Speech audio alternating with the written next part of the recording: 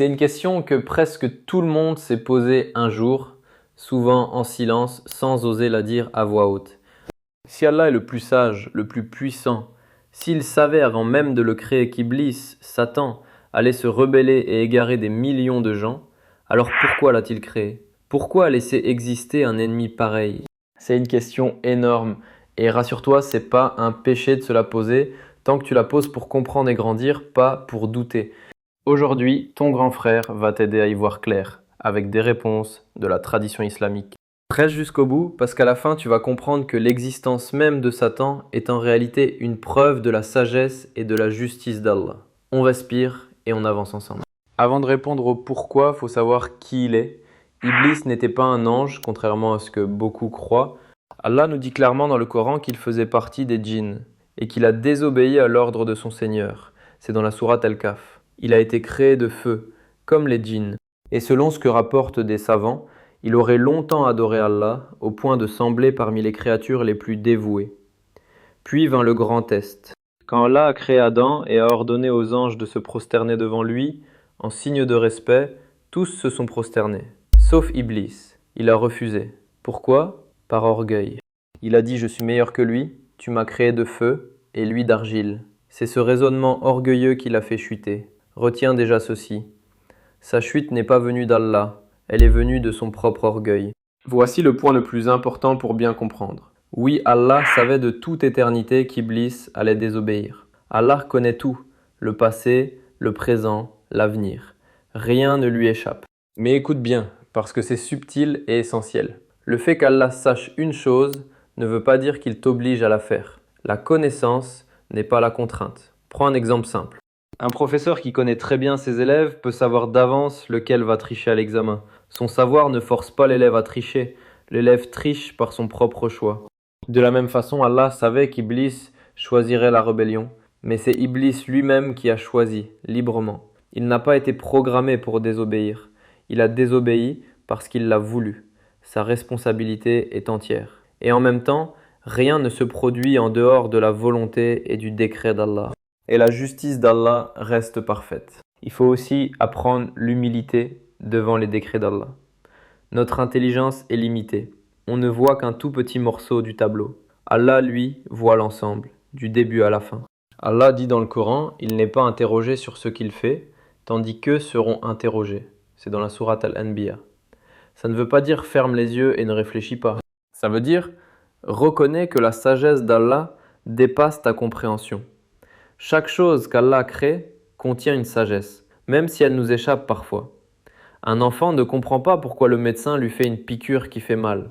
Pour lui, c'est cruel, mais le parent, lui, sait que c'est pour le guérir.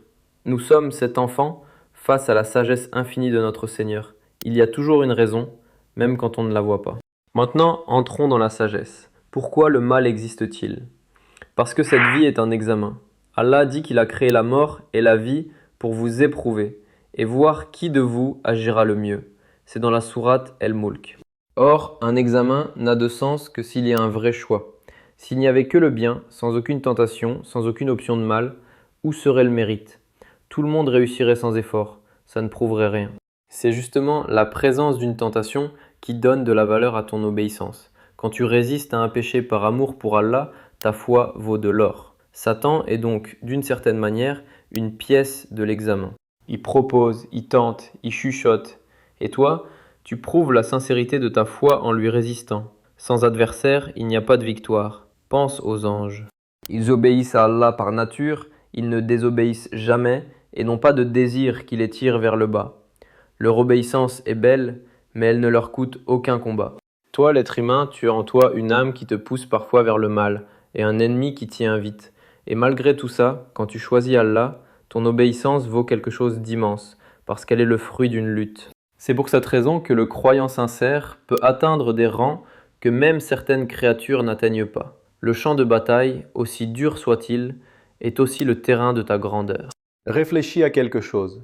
Comment saurais-tu ce qu'est la santé si la maladie n'existait pas? Comment apprécierais-tu la lumière si tu n'avais jamais connu l'obscurité? Comment reconnaîtrais-tu la valeur du bien si le mal n'existait pas pour le contraster? Les choses se révèlent souvent par leur contraire. L'existence du mal fait ressortir la beauté du bien. La rébellion d'Iblis fait ressortir la magnifique obéissance des anges et des croyants. Grâce à ce contraste, la foi devient un choix conscient, précieux, lumineux. Et il y a plus. En luttant contre les tentations de Satan, le croyant s'élève. Chaque fois que tu dis non à un péché, ton rang monte auprès d'Allah. Ces degrés élevés dans le paradis, beaucoup ne les atteindront qu'à travers ce combat intérieur. Satan pensait te faire tomber, mais par ta résistance, tu montes. Et voici une vérité qui doit te rassurer profondément. Satan n'a aucun pouvoir réel de te forcer. Aucun. Sa seule arme, c'est le murmure. Il te souffle une idée, il t'embellit un péché, il te fait des promesses. Mais il ne peut pas appuyer sur un bouton et te contrôler. Allah nous rapporte les paroles que Satan dira au jour du jugement. Il dira à ceux qui l'ont suivi, « Je n'avais aucun pouvoir sur vous, si ce n'est que je vous ai appelé et que vous m'avez répondu. Alors ne me blâmez pas, blâmez-vous vous-même. » C'est dans la sourate Ibrahim. Tu réalises, le jour où tout se dévoilera, Satan lui-même avouera qu'il n'a jamais eu de pouvoir sur toi. Il n'a fait qu'inviter. Le choix de répondre ou non t'appartenait. Alors ne dis jamais, c'est le shaitan qui m'a obligé. Personne ne peut t'obliger. Tu es maître de tes choix. Il y a une leçon magnifique dans cette histoire et c'est peut-être la plus importante. Adam aussi a désobéi. Il a mangé de l'arbre interdit. Deux créatures ont donc péché, Iblis et Adam. Mais leur destin a été totalement différent. Pourquoi? À cause de ce qui s'est passé après le péché. Iblis, au lieu de reconnaître sa faute, s'est enfermé dans l'orgueil.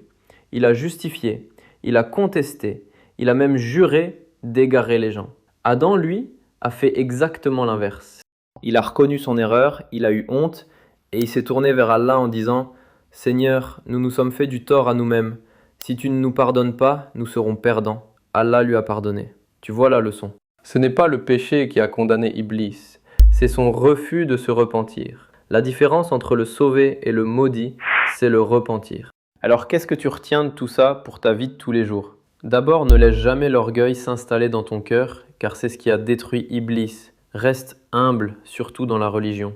Ensuite, ne désespère jamais après un péché. Peu importe ta chute, la porte du repentir est ouverte. Imite Adam, pas Iblis. Enfin, prends l'existence de Satan comme un rappel que tu es dans un test, pas dans un jeu.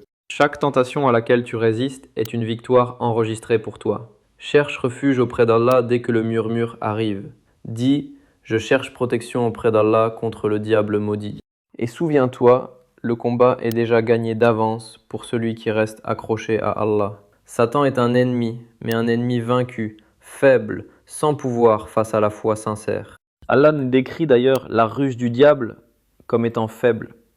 Un ennemi dont la stratégie est qualifiée de faible par le Créateur lui-même. Pourquoi le craindrais-tu plus que tu ne crains Allah? Sa force n'est grande que face à ceux qui l'écoutent et le suivent. Mais dès que tu t'accroches à Allah, dès que tu récites, dès que tu invoques, il recule comme une ombre devant la lumière. Ne lui donne pas plus d'importance qu'il n'en mérite.